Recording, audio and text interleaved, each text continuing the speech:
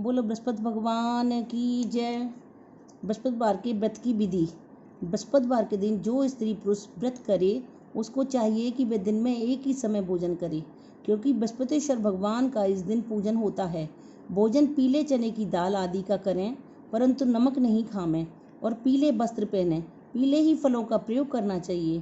पीले चंदन से पूजन करें। पूजन के बाद प्रेम पूर्वक गुरु महाराज की कथा सुननी चाहिए। इस व्रत को करने से मन की इच्छाएं पूरी होती हैं और बृहस्पति महाराज प्रसन्न होते हैं। धन, पुत्र, विद्या, मनवांछित फलों की प्राप्ति होती है। परिवार को सुख तथा शांति मिलती है। इसलिए यह व्रत सर्वश्रेष्ठ और अति फलदायक तथा सब स्त्री पुरुषों के लिए है। इस व्रत में केले का पूजन करना चाहिए। कथा और पूजन के समय मन, क्रम, वचन से शुद्ध होकर जो इच्छा हो बृहस्पति देव से प्रार्थना करनी चाहिए। उसकी इच्छाओं को बृहस्पति देव अवश्य पूरा करते हैं, ऐसा मन में दृढ़ विश्वास रखना चाहिए। बोलो बृहस्पति भगवान की जय। बृहस्पतिवार की कथा। एक समय की बात है कि भारतवर्ष में एक नृपति राज्य करता था। वह बड़ा ही प्रतापी और दानी था। वह नित्य प्रतिदिन मंदिर में दर्शन करने जाता था। वह ब्राह्मण और गुरु की सेवा किया करता था। उसके दरवाजे से कोई भी निराश होकर नहीं लौटता था तथा वह प्रत्येक गुरुवार को व्रत रखता एवं पूजन करता था। हर एक दिन गरीबों की सहायता करता था, परंतु यह सब बातें उसकी रानी को अच्छी नहीं लगती थी। वह न व्रत करती थी और न किसी को एक दमड़ी तक दान में देती थी। एक पैसा भी किसी को दान में नहीं देती थी। राजा से ऐसा करने के लिए भी मना करती थी कि दान क्यों करता है। एक समय की बात है कि राजा शिकार खेलने वन में गए हुए थे। घर पर रानी और दासी थी। उस समय गुरु बृहस्पति देव एक साधु का रूप धारण करके राजा के दरवाजे पर भिक्षा मांगने गई। तब भिक्षा मांगी तो रानी कहने लगी, हे साधु महाराज, मैं इस दान और पुण्य से तंग आ गई। मेरे से तो घर का कार्य समाप्त नहीं होता। इस कार्य के लिए तो मेरे पतिदेव भी बहुत दान पात्र करने के लिए, तो अब आप इस प्रकार की कृपा करें कि मेरा सारा धन नष्ट हो जाए तब मैं आराम से रह सकूं। साधु बोले, हे देवी, तुम तो बड़ी विचित्र हो। संतान और धन से कोई दुखी नहीं होता, इसको सभी चाहते हैं।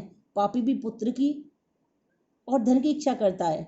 अगर आपके पास धन अधिक है तो भूखे मनुष्यों को भोजन कराओ, प्याऊ लगवाओ, ब्राह्मणों को दान दो, धर्मशाला बनवाओ, कुआं बनवाओ, तालाब, बाबड़ी, बाग बगीचों आदि का निर्माण कराओ। निर्धन मनुष्यों की कुंवारी कन्याओं का विवाह कराओ और अनेकों यज्ञादि धर्म करो। इस प्रकार के कर्मों से आपकी कुल और आपका नाम परलोक में सार्थक होगा एवं स्वर्ग की प्राप्ति होगी।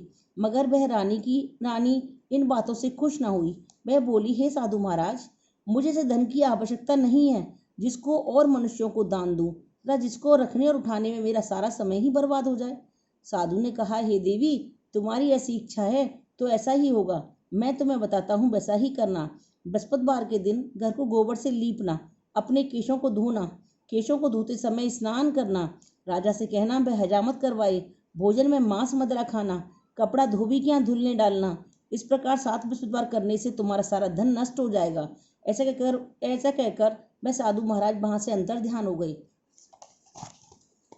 रानी ने साधु के कहने के अनुसार वैसा ही किया। 3 बृहस्पतिवार ही बीते थे, उसका समस्त धन नष्ट हो गया और भोजन के लिए दोनों समय तरसने लगे, सांसारिक भोगों से दुखी रहने लगे। तब वह राजा रानी से कहने लगा, रानी तुम यहाँ पर रहो, मैं दूसरे देश को जाऊं, क्योंकि यहाँ पर मुझे सभी मनुष्य जानते हैं, इसलिए कोई कार्य भी नहीं कर सकता। देश चोरी परदेश भीख बराबर है। ऐसा कहकर राजा परदेश चला गया। वह जंगल को जाता और लकड़ी काट कर लाता, शहर में बेचता। इस तरह जीवन व्यतीत करने लगा। इधर राजा के घर में रानी और दासी दोनों दुखी रहने लगी। किसी दिन भोजन मिलता और किसी दिन जल पीकर ही रह जाती। एक समय रानी और दासी को 7 रोज बिना भोजन के व्यतीत हो गई। तो रानी ने अपनी दासी से कहा, हे दासी, यहाँ पास ही के नगर में मेरी बहन रहती है, वह बड़ी धनवान है। तू उसके पास जा और वहां से 5 सेर बेजर मांग ला, जिससे कुछ समय के लिए गुजर हो जाएगी। इस प्रकार रानी की आज्ञा मानकर दासी उसकी बहन के पास गई और रानी की बहन उस समय पूजन कर रही थी, क्योंकि उस रोज बृहस्पतिवार का दिन था। जब दासी ने रानी की बहन को देखा और उससे बोली, हे रानी, मुझे तुम्हारी बहन ने भेजा है, मेरे लिए 5 सेर बेजर दे दो। इस प्रकार दासी ने अनेक बार कहा, परंतु रानी ने कुछ उत्तर ना दिया, क्योंकि वह बृहस्पतिवार की पूजा कर रही थी। इस प्रकार जब बांदी को किसी प्रकार उत्तर नहीं मिला तो वह बहुत दुखी हुई और क्रोध भी आया उसे, और लौटकर अपने गांव आकर रानी के पास आकर बोली, हे रानी, तुम्हारी बहन तो बहुत ही बड़ी आदमी है, वह छोटे मनुष्य से बात भी नहीं करती है, इसलिए मैंने उससे कहा तो उसने कोई उत्तर नहीं दिया, मैं वापस चली आई। रानी बोली, हे दासी, इसमें उसका कोई दोष नहीं है। जब बुरे दिन आते हैं तब कोई सहारा नहीं देता।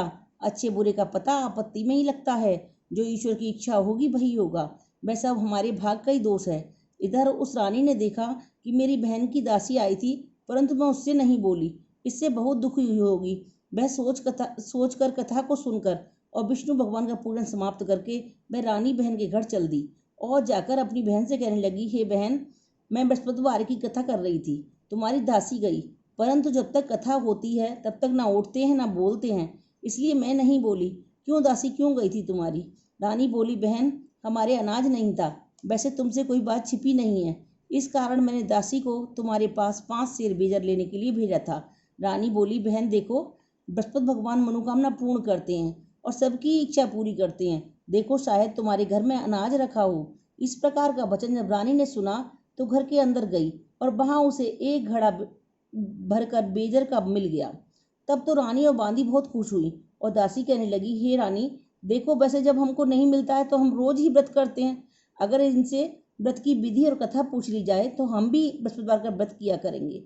तब उस रानी ने अपनी बहन से पूछा, हे बहन, बृहस्पतिवार के व्रत की कथा कैसे है? ये व्रत कैसे करना चाहिए? रानी की बहन ने कहा, गुरु के व्रत में चने की दाल मुनक्का से विष्णु भगवान की केले की जड़ में पूजन करें, दीपक जलावें, पीला भोजन करें, कहानी सुने। इस प्रकार व्रत करने से गुरु भगवान प्रसन्न होते हैं, अन्न पुत्र धन देते हैं, मनोकामना पूरी करते हैं और मनोकामना पूरी हो जाती है। इस प्रकार रानी और दासी दोनों ने निश्चय किया कि बृहस्पति भगवान का पूजन जरूर करेंगे। 7 रोज बाद जब बृहस्पतिवार का दिन आया तो उन्होंने व्रत रखा। घुड़साल में जाकर चना गुड़ भीन लाई तथा उसकी दाल से केले की जड़ तथा विष्णु भगवान का पूजन किया। अब भोजन पीला कहाँ से आवे? बेचारी बड़ी दुखी थी, परंतु उन्होंने व्रत किया था, इस कारण गुरु भगवान प्रसन्न थे। 2 थालों में सुंदर पीला भोजन लेकर आए और दासी को देकर बोले, हे दासी, तुम्हारे और रानी के लिए भोजन है, तुम दोनों करना। दासी भोजन पाकर बड़ी प्रसन्न हुई। रानी से बोली, चलो रानी जी, भोजन कर लो। रानी को इस विषय में कुछ पता नहीं था, इसलिए वह दासी से बोली, तू ही भोजन कर, क्योंकि तू व्यर्थ में ही हमारी हंसी उड़ाती है। दासी बोली, एक महात्मा भोजन दे गया है। रानी कहने लगी, वह भोजन तेरे लिए दे गया है, तू ही भोजन कर ले। दासी ने कहा, वह महात्मा हम दोनों को 2 थालों में भोजन दे गया है, इसलिए हम और तुम दोनों ही साथ साथ भोजन करेंगी। इस प्रकार रानी और बांदी दोनों ने गुरु भगवान को नमस्कार करके भोजन प्रारंभ किया। अब वह प्रत्येक बृहस्पतिवार को गुरु भगवान का व्रत और विष्णु भगवान की पूजन करने लगी। बृहस्पति भगवान की कृपा से फिर रानी और दासी के पास धन हो गया। रानी फिर उसी प्रकार आलस्य करने लगी। तब दासी बोली, देखो रानी, तुम पहले इस प्रकार आलस्य करती थी, तुम्हें धन रखने में कष्ट होता था, इस कारण से भी धन नष्ट हो गया। अब गुरु भगवान की कृपा से धन मिला है तो फिर तुम्हें आलस्य होता है। बड़ी मुसीबतों के बाद हमने ये धन पाया है, इसलिए हमें दान पुण्य करना चाहिए, तब भूखे मनुष्यों को भोजन कराना चाहिए, प्याऊ लगवाना चाहिए, ब्राह्मणों को दान देना चाहिए, कुआं, तालाब, बावड़ी आदि का निर्माण करो, मंदिर, पाठशाला बनवाकर दान दो, कुंवारी कन्याओं का विवाह कराओ, धन को शुभ कर्मों में खर्च करो, जिससे तुम्हारे कुल का यश बढ़ेगा, स्वर्ग प्राप्त होगा, पितर प्रसन्न होंगे तुम्हारे। तब रानी ने इसी प्रकार कर्म करने प्रारंभ कर दिए तो काफी यश फैलने लगा। एक दिन रानी और दासी विचार करने लगी, ना जाने राजा किस प्रकार होंगे, उनकी कोई खबर नहीं है। गुरु भगवान से उन्होंने प्रार्थना की और भगवान ने रात्रि में राजा को स्वप्न में जाकर कहा, हे राजा, उठ, तेरी रानी तुझको याद करती है, अपने देश को चलो। राजा प्रातःकाल उठा और विचार करने लगा। स्त्री जाति खाने और पहनने की संगी होती है, पर भगवान की आज्ञा मानकर वह अपने नगर के लिए चलने को तैयार हुआ। इससे पूर्व राजा परदेश चला गया तो परदेश में दुखी रहने लगा। प्रतिदिन जंगल में से लकड़ी बीन कर लाता और उन्हें शहर में बेचकर अपने दुखी जीवन को बड़ी कठिनता से व्यतीत करता था। एक दिन राजा दुखी होकर अपनी पुरानी बातों को याद करने लगा। तब उस जंगल में से बृहस्पति देव एक साधु का रूप धारण करके आ गए और राजा के पास आकर बोले, हे लकड़हारे, तुम इस सुनसान जंगल में किस चिंता में बैठे हो, मुझको बतलाओ। यह सुनकर राजा के नेत्रों में जल भर आया और साधु को वंदना कर बोला, हे प्रभु, आप सब कुछ जानने वाले हो। इतना कहकर साधु को अपनी संपूर्ण कहानी बतला दी। महात्मा दयालु होते हैं। उससे बोले, हे राजा, तुम्हारी स्त्री ने बृहस्पति देव का अपमान किया था, जिस कारण तुम्हारी ये दशा हुई है। अब तुम किसी प्रकार की चिंता मत करो, भगवान तुम्हें पहले से अधिक धनवान करेगा। देखो, तुम्हारी स्त्री ने भी बृहस्पतिवार का व्रत रखना प्रारंभ कर दिया है और तुम मेरा कहना मानकर बृहस्पतिवार को व्रत करके चने की दाल गुड़ जल के लोटे में डालकर केले का पूजन करो। फिर कथा सुनो, भगवान तेरी सब मनोकामना को पूरा करेगा। साधु को प्रसन्न देखकर राजा बोला, हे प्रभु, मुझे लकड़ी बेचकर इतना पैसा नहीं मिलता जिससे भोजन के उपरांत कुछ बचा सकूं। मैंने रात्रि में अपनी रानी को व्याकुल देखा है, मेरे पास कुछ भी नहीं है जिससे उसकी खबर पा सकूं, और फिर कौन सी कहानी कहूं यह मुझको नहीं मालूम है। साधु ने कहा, हे राजा, तुम किसी बात की चिंता मत करो। बृहस्पतिवार के दिन तुम रोजाना की तरह लकड़ियां लेकर शहर को जाओ, तुमको रोज से दुगना धन प्राप्त होगा, जिससे तुम भली भांति भोजन कर लोगे तथा बृहस्पति देव की पूजा का सामान भी आ जाएगा। और बृहस्पतिवार की कहानी निम्न प्रकार से है। बोलो बृहस्पति भगवान की जय। बृहस्पति देव की कहानी। प्राचीन काल में एक ब्राह्मण था। वह बहुत ही निर्धन था, उसके कोई संतान नहीं थी। उसकी स्त्री बहुत ही मलिनता के साथ रहती थी। वह स्नान न करती, किसी देवता का पूजन न करती, प्रातःकाल उठते ही सर्वप्रथम भोजन कर लेती थी, बाद में कोई अन्य कार्य करती थी। इससे ब्राह्मण देवता बड़े दुखी थे। बेचारे बहुत कुछ कहते थे किंतु उसका कोई परिणाम ना निकलता था। भगवान की कृपा से ब्राह्मण की स्त्री के कन्या रूपी रत्न पैदा हुआ। वह कन्या अपने पिता के घर में बड़ी होने लगी। वह बालिका प्रातः स्नान करके विष्णु भगवान का जाप करने लगी, बृहस्पतिवार के व्रत करने लगी, अपने पूजन पाठ को समाप्त करके स्कूल जाती तो अपनी मुट्ठी में जौ भर के ले जाती और पाठशाला के मार्ग में डालती जाती। तब ये जौ स्वर्ण के हो जाते। लौटते समय इनको बीन कर घर ले आती थी। एक दिन वह बालिका सूप में सोने के जौं को फटक कर साफ कर रही थी। उसके पिता ने देख लिया और कहा, बेटी, सोने के जौं को फटकने के लिए सोने का सूप भी होना चाहिए। दूसरे दिन बृहस्पतिवार का दिन था। इस कन्या ने व्रत रखा। बृहस्पति देव से प्रार्थना करके कहा, हे प्रभु, मैंने आपकी पूजा सच्चे मन से की हो तो मुझे सोने का सूप दे दो। बृहस्पति देव ने उसकी प्रार्थना स्वीकार कर ली।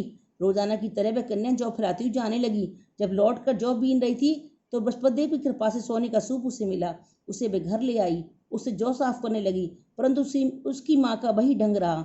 एक दिन की बात है, वह कन्या सोने के सूप में जौ साफ कर रही थी। उस शहर का राजपुत्र वहां होकर निकला। इस कन्या के रूप और कार्य को देखकर मोहित हो गया तथा अपने घर आकर भोजन तथा जल त्याग करके उदास होकर लेट गया। राजा को जब इस बात का पता लगा तो अपने प्रधानमंत्रियों के साथ उसके पास गए और बोले, हे बेटा, तुम्हें किसी ने तुम्हारा अपमान किया है अथवा कोई और कारण है सो कहो, मैं वही कार्य करूंगा जिससे तुम्हें प्रसन्नता हो। अपने पिता की राजकुमार ने बातें सुनी तो वह बोला, मुझे आपकी कृपा से किसी बात का दुख नहीं है, ना ही किसी ने मेरा अपमान ही किया है। परंतु मैं उस लड़की के साथ विवाह करना चाहता हूँ जो सोने के सूप में जो साफ कर रही थी। यह सुनकर राजा आश्चर्य में पड़ा और बोला, हे बेटा, इस तरह की कन्या का पता तुम ही लगाओ, मैं उसके साथ तेरा विवाह अवश्य करवा दूंगा। राजकुमार ने उस लड़की के घर का पता बतलाया। तब मंत्री उस लड़की के घर गए और ब्राह्मण देवता को सभी हाल बताया। ब्राह्मण की कन्या का विवाह राजकुमार के साथ हो गया। कन्या के घर से जाते ही पहले की भांति उस ब्राह्मण देवता के घर में गरीबी का निवास हो गया। अब भोजन के लिए अन्नधन बड़ी मुश्किल से मिलता था। एक दिन दुखी होकर ब्राह्मण देवता अपनी पुत्री के पास गए। बेटी ने पिता की दुखी अवस्था को देखा और अपनी माँ का हाल पूछा। तब ब्राह्मण ने सभी हाल कहा। कन्या ने बहुत सा धन देकर अपने पिता को विदा कर दिया। इस तरह ब्राह्मण का कुछ समय सुखपूर्वक व्यतीत हो गया। कुछ दिन बाद फिर वही हाल हो गया। ब्राह्मण फिर अपनी कन्या के यहाँ पहुंच गया और सभी हाल कहा। तो लड़की बोली, हे पिताजी, आप माताजी को यहाँ लेवा लाओ, मैं उसे विधि बता दूंगी जिससे गरीबी दूर हो जाएगी। वह ब्राह्मण देवता अपनी स्त्री को साथ लेकर पहुंचे तो पुत्री अपनी माँ को समझाने लगी, हे माँ, तुम प्रातःकाल उठकर प्रथम स्नान आदि करके विष्णु भगवान का पूजन करो तो सब दरिद्रता दूर हो जाएगी। परंतु उसकी माँ ने उसकी एक बात भी नहीं मानी और प्रातःकाल उठकर अपनी पुत्री के बच्चों के झूठन को ही खा लिया। एक दिन उसकी पुत्री को भी बहुत गुस्सा आया और एक कोठरी में से सब काम सामान निकाल दिया और अपनी माँ को उसमें बंद कर दिया। प्रातःकाल उसमें से निकाला, स्नान आदि करवाया और उसकी माँ की बुद्धि ठीक हो गई। फिर प्रत्येक बृहस्पतिवार को व्रत रखने लगी। इस व्रत के प्रभाव से उसकी माँ भी बहुत धनवान और पुत्रवती हो गई और बृहस्पति जी के प्रभाव से स्वर्ग को प्राप्त हुई तथा वह ब्राह्मण भी सुखपूर्वक इस लोक में सुख भोगकर स्वर्ग को प्राप्त हुए। इस तरह कहानी कहकर साधु देवता वहां से लोप हो गए। धीरे धीरे समय व्यतीत होने पर फिर बृहस्पतिवार का दिन आया। राजा जंगल से लकड़ी काटकर किसी शहर में बेचने गया। उसे उस दिन और दिनों से ज्यादा पैसे मिले। राजा ने चना गुड़ आदि लाकर बृहस्पतिवार का व्रत किया। उस दिन से उसके सभी क्लेश दूर हो गए। परंतु बेचारा जब गुरुवार का दिन आया तो बृहस्पतिवार का व्रत करना भूल गया। इस कारण बृहस्पति भगवान नाराज हो गए। उस दिन उस नगर के राजा ने विशाल यज्ञ का आयोजन किया हुआ था तथा शहर में यह घोषणा करा दी कि कोई भी मनुष्य अपने घर में भोजन न बनावे, न आग जलावे, समस्त नर नारी यहाँ भोजन करने आए। इस आज्ञा को जो न मानेगा उसके लिए फांसी की सजा दे दी जाएगी। इस तरह की घोषणा संपूर्ण नगर में करवा दी गई। राजा के आज्ञा अनुसार शहर के सभी लोग भोजन करने गए, लेकिन लकड़हारा कुछ देर से पहुंचा, इसलिए राजा उसको अपने साथ घर लेवा ले गए। और ले जाकर भोजन करा रहे थे। तो रानी की दृष्टि उस खूंटी पर पड़ी जिस पर उसका हार लटका हुआ था। वह वहां दिखाई नहीं दिया। रानी ने निश्चय किया कि मेरा हार इसी मनुष्य ने चुरा लिया है। उसी समय पुलिस को बुलाकर उसको जेल खाने में डलवा दिया। जब राजा जेल खाने में पड़ गया, बहुत दुखी होकर विचार करने लगा ना जाने कौन से पूर्व जन्म के कर्म से मेरे लिए दुख प्राप्त हुआ, और उसी साधु को याद करने लगा जो जंगल में मिला था। उसी समय तत्काल बृहस्पति देव साधु के रूप में प्रकट हो गए और उसकी दशा को देखकर कहने लगे, अरे मूर्ख, तूने बृहस्पतिवार की कथा नहीं करी, इस कारण तेरे को दुख प्राप्त हुआ। अब चिंता मत कर, बृहस्पतिवार के दिन जेल खाने के दरवाजे पर तुझे 4 पैसे पड़े मिलेंगे, उनसे तू बृहस्पति देव की पूजा करना, तेरे सभी कष्ट दूर हो जाएंगे। बृहस्पतिवार के रोज उसे 4 पैसे पड़े मिले। राजा ने कथा कही। उसी रात्रि को बृहस्पति देव ने उस नगर के राजा को सपने में जाकर कहा, हे राजा, तुमने जिस आदमी को जेल खाने में बंद कर दिया है वह निर्दोष है, वह राजा है, उसे छोड़ देना। रानी का हार उसी खूंटी पर लटका हुआ है। अगर तू ऐसा नहीं करेगा तो मैं तेरे राज्य को नष्ट कर दूंगा। इस तरह के रात्रि के सपनों को देखकर राजा प्रातःकाल उठा और खूंटी पर हार देकर लकड़हारे को बुलाकर क्षमा मांगी तथा राजा के योग्य सुंदर वस्त्र आभूषण देकर विदा किया तथा गुरुदेव की आज्ञा अनुसार राजा अपने नगर को चल दिया। राजा जब नगर के निकट पहुंचा तो उसे बड़ा ही आश्चर्य हुआ। नगर में पहले से अधिक बाग, तालाब, कुएं तथा बहुत सी धर्मशाला, मंदिर आदि बन गए थे। राजा ने पूछा, किसका बाग और धर्मशाला है? तब नगर के सब लोग कहने लगे, ये सब रानी और बांदी के हैं। राजा को आश्चर्य हुआ और गुस्सा भी आया। जब रानी ने खबर सुनी राजा आ रहे हैं तो उसने बांदी से कहा, हे दासी, देख राजा हमको कितनी बुरी हालत में छोड़ गए थे, वह हमारी ऐसी हालत देखकर लौट न जाए, इसलिए तू दरवाजे पर जाकर खड़ी हो जा। आज्ञा अनुसार दासी दरवाजे पर जाकर खड़ी हो गई। राजा आए तो उन्हें अपने साथ लेवा लाई। तब राजा ने क्रोध करके अपनी तलवार निकाली और पूछने लगे, यह बताओ कि धन तुम्हें कैसे प्राप्त हुआ? तब उन्होंने कहा, हमें यह सब धन बृहस्पति देव के व्रत के प्रभाव से प्राप्त हुआ। राजा ने निश्चय किया, 7 रोज बाद सभी बृहस्पतिवार का पूजन करते हैं, परंतु मैं रोजाना दिन में 3 बार कहानी कहा करूंगा तथा रोज दिन में व्रत किया करूंगा। अब हर समय राजा के दुपट्टे में चने की दाल बंधी रहती था। दिन में 3 बार कहानी कहता। एक रोज राजा ने विचार किया कि चलो अपनी बहन के यहाँ हुआ मैं। इस तरह निश्चय करके राजा घोड़े पर सवार होकर अपनी बहन के यहाँ को चलने लगा। मार्ग में उसने देखा कि कुछ आदमी एक मुर्दे को लिए जा रहे हैं। उन्हें रोककर राजा कहने लगा, अरे भाइयों, मेरी बृहस्पतिवार की कहानी सुन लो। वे बोले, लो हमारा आदमी मर गया, इसको अपनी कथा की पड़ी है। परंतु कुछ आदमी बोले, अच्छा कहो, हम तुम्हारी कथा भी सुनेंगे। राजा ने दाल निकाली और जब कथा आदि हुई तो मुर्दा हिलने लगा, और जब कथा समाप्त हो गई तो राम राम करके वह मनुष्य उठ खड़ा हो गया। आगे मार्ग में से किसान खेत में हल चलाता मिला। राजा ने उसे देखा और उससे बोला, अरे भैया, तुम मेरी बृहस्पतिवार की कहानी सुन लो। किसान बोला, जब तक मैं तेरी कथा सुनूंगा तब तक 4 हरिया खेत जोत लूंगा, जा अपनी कथा किसी और को सुनाना। इस तरह राजा आगे चलने लगा। राजा के हटते ही बैल पछाड़ खाकर गिर गए। उसके पेट में बहुत जोर का दर्द होने लगा। उस समय उसकी माँ रोटी लेकर आई। उसने जब यह देखा तो अपने पुत्र से सब हाल पूछा। बेटे ने सभी हाल कह दिया तो बुढ़िया दौड़ी दौड़ी उस घुड़सवार के पास गई और उससे बोली, मैं तेरी कथा सुनूंगी, तू अपनी कथा मेरे खेत पर चलकर कहना। राजा ने बुढ़िया के खेत पर जाकर कथा कही, जिसके सुनते ही वह बैल खड़े हुए और किसान के पेट का दर्द भी बंद हो गया। राजा अपनी बहन के घर पहुंच गया। बहन ने भाई की खूब मेहमानी की। दूसरे रोज प्रातःकाल राजा जगा तो देखने लगा सब लोग भोजन कर रहे हैं। राजा ने अपनी बहन से कहा, ऐसा कोई मनुष्य है जिसने भोजन नहीं किया हो? मेरी बृहस्पतिवार की कथा सुन ले। बहन बोली, हे भैया, यह देश ऐसा ही है, पहले यहाँ लोग भोजन करते हैं, बाद में अन्य काम करते हैं। अगर कोई पड़ोस में हो तो देख आऊं। वह ऐसा कहकर देखने चली गई, परंतु उसे कोई ऐसा व्यक्ति नहीं मिला जिसने भोजन ना किया हो। अतः वह एक कुम्हार के घर गई जिसका लड़का बीमार था। उसे मालूम हुआ कि उसके यहाँ 3 रोज से किसी ने भोजन नहीं किया है। रानी ने अपने भाई की कथा सुनने के लिए कुम्हार से कहा। वह तैयार हो गया। राजा ने जाकर बृहस्पतिवार की कथा कही, जिसको सुनकर उसका लड़का ठीक हो गया। अब तो राजा की प्रशंसा होने लगी। एक रोज राजा ने अपनी बहन से कहा, हे बहन, हम अपने घर को जाएंगे, तुम भी तैयार हो जाओ। राजा की बहन ने अपनी सास से कहा। सास बोली, हाँ चली जा, परंतु अपने लड़कों को मत ले जाना, क्योंकि तेरे भाई की कोई औलाद नहीं होती है। बहन ने अपने भैया से कहा, भैया मैं तो चलूंगी, कोई बालक नहीं जाएगा। राजा बोला, जब कोई बालक ही नहीं चलेगा तुम ही क्या करोगी? बड़े दुखी मन से राजा अपने नगर को लौट आया। राजा ने अपनी रानी से कहा, हम निर्वंशी राजा हैं, हमारा मुंह देखने का धर्म नहीं है और कुछ भोजन आदि नहीं किया। रानी बोली, हे प्रभु, बृहस्पति देव ने हमें सब कुछ दिया, हमें औलाद अवश्य देंगे। उसी रात को बृहस्पति देव ने राजा को सपनों में जाकर कहा, हे राजा उठ, सभी सोच त्याग दे, तेरी रानी गर्भ से है। राजा को यह बात सुनकर बड़ी खुशी हुई। 9वें महीने में उसके गर्भ से सुंदर पुत्र पैदा हुआ। तब राजा बोला, हे रानी, स्त्री बिना भोजन के रह सकती है, बिना कहे नहीं रह सकती। जब मेरी बहन आए तो मुझसे कुछ कहना मत। रानी ने सुनकर हाँ कर दिया। जब राजा की बहन ने शुभ समाचार सुना तो बहुत खुश हुई और बधाई लेकर अपने भाई के घर आई। तभी रानी ने कहा, घोड़ा चढ़कर तो नहीं आई, गधा चढ़कर आई है। राजा की बहन बोली, भाभी मैं इस प्रकार ना कहती तो तुम्हें औलाद कैसे मिलती। बृहस्पति देव ऐसे ही हैं, जैसे जिसकी मन की कामना है सभी को पूरा करते हैं। जो सद्भावना पूर्वक बृहस्पतिवार का व्रत करता है एवं कथा पढ़ता है अथवा सुनता है और दूसरों को सुनाता है, बृहस्पति देव उसकी सभी मनोकामना पूरा करते हैं। भगवान बृहस्पति देव उसकी सदैव रक्षा करते हैं। संसार में सद्भावना से भगवान जी का पूजन व्रत सच्चे हृदय से जो करते हैं उनकी सभी मनोकामना पूर्ण होती हैं। जैसे सच्ची भावना से रानी और राजा ने उनकी कथा का गुणगान किया तो उनकी सभी इच्छाएं बृहस्पति जी ने पूर्ण की थी। इसलिए सब कथा सुनने के बाद में प्रसाद लेकर जाना चाहिए। हृदय से उनका मनन करते हुए जयकारा बोलना चाहिए। बोलो बृहस्पति भगवान की जय, विष्णु भगवान की जय। अब आरती करनी है इसके बाद। जय बृहस्पति देवा स्वामी, जय बृहस्पति देवा, छिन छिन भोग लगाऊं कदली फल मेवा। ओम जय बृहस्पति देवा। तुम पूर्ण परमात्मा, तुम अंतर्यामी, जगत पिता जगदीश्वर, तुम सबके स्वामी। ओम जय बृहस्पति देवा। चरणामृत निज निर्मल, सब पातक हरता, सकल मनोरथ दायक, कृपा करो भरता। ओम जय बृहस्पति देवा।